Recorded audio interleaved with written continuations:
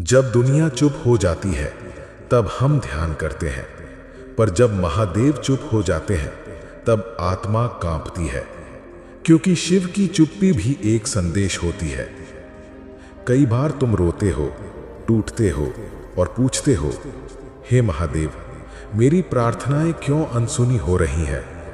क्यों आप कुछ बोलते नहीं? क्यों आप चुप हो गए हैं? लेकिन क्या तुमने कभी सोचा है, जब शिव चुप हो जाते हैं तो वो तुम्हारी परीक्षा नहीं ले रहे, वो तुम्हें खुद से मिलवा रहे होते हैं। शिव मौन है क्योंकि अब समय है तुम्हारे भीतर की आवाज को सुनने का। जब शिक्षक मौन हो जाए तो समझ लो परीक्षा शुरू हो चुकी है। महादेव तब तक बोलते हैं जब तक तुम तैयार नहीं होते, और जब तुम तैयार हो जाते हो तो वो मौन होकर तुम्हें आत्म प्रकाश की ओर भेजते हैं। उनकी चुप्पी कोई सजा नहीं, वो तुम्हारे भीतर का द्वार है जहां तुम आत्मा से मिलते हो। कभी कभी भगवान इसलिए नहीं बोलते क्योंकि अब उन्हें बोलने की जरूरत ही नहीं। अब तुम्हें खुद को पहचानना है। तुम कौन हो?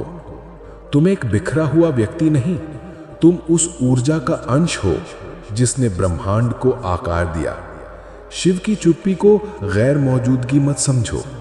वो चुप इसलिए है क्योंकि तुम अब ब्रह्मांड से स्वयं संवाद करने के योग्य हो चुके हो। अब तुम्हें जवाब प्रार्थनाओं से नहीं, ध्यान से मिलेंगे। अब तुम्हें राह शब्दों में नहीं, संवेदनाओं में मिलेगी।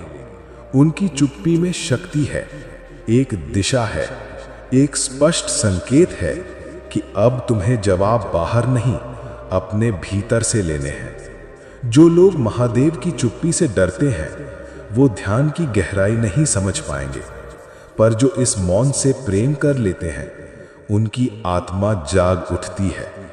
तपस्वी वही है जो शिव की चुप्पी को सुन सकता है। शिव भक्त वही है जो उत्तर के बिना भी आगे बढ़ सकता है। तुमने सोचा कि तुम अकेले हो, लेकिन शिव ने सिर्फ तुम्हारी पीठ से हाथ हटाया ताकि तुम खुद पर भरोसा करना सीख सको। जैसे एक पिता अपने बच्चे को पहली बार साइकिल पर अकेला छोड़ता है, डर तो लगता है, लेकिन विश्वास वहीं से शुरू होता है। महादेव मौन होते हैं जब वो तुम्हें शिव जैसा बनाना चाहते हैं। और वो क्षण जब सब चुप है, न कोई उत्तर, न कोई आशा, वहीं से तुम्हारे भीतर एक नई ऊर्जा का जन्म होता है। शिव की चुप्पी तुम्हारे लिए मौन नहीं, एक अंतर यात्रा की शुरुआत है। इसलिए अगली बार जब तुम्हें लगे कि महादेव कुछ नहीं कह रहे, तो खुद से पूछो, क्या मैं अब सुनने योग्य हो गया हूं? क्योंकि जब महादेव चुप होते हैं तब उनका संदेश सबसे गहरा होता है। शिव तुम्हारे मौन में है, तुम्हारे एकांत में है, तुम्हारे आंसुओं की खामोशी में है। अब प्रश्न करना बंद करो और ध्यान करना शुरू करो, क्योंकि शिव मौन होकर भी तुम्हारे सबसे करीब होते हैं। मैं सुन रहा हूं उस मौन को जिसमें ब्रह्मांड बोलता है। महादेव मेरी आत्मा में है और उनकी चुप्पी मुझे शक्ति दे रही है। अगर महादेव का ये रूप आपके हृदय को छू गया हो तो कमेंट में हर हर महादेव जरूर लिखिए। और अगर आप चाहते हैं कि शिव के इस करुणामय स्वरूप का अगला भाग भी लाया जाए तो हमें कमेंट करके जरूर बताएं। आपका एक शब्द हमारी अगली यात्रा को दिशा देगा।